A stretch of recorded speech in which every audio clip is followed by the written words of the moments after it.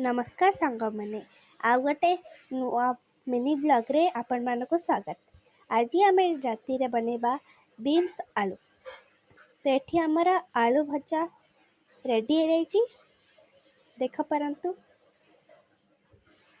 बहुत टेस्टी देखा ना।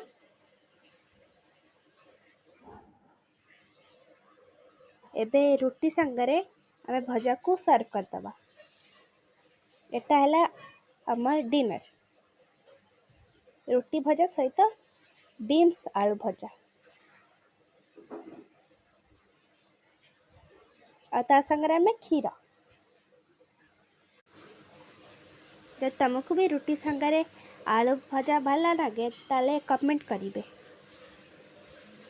जदि आपण मानक आम मिनी ब्लॉग भल लगुच लाइक करेंगे, सब्सक्राइब करेंगे, आउ कमेंट करेंगे और शेयर भी करेंगे।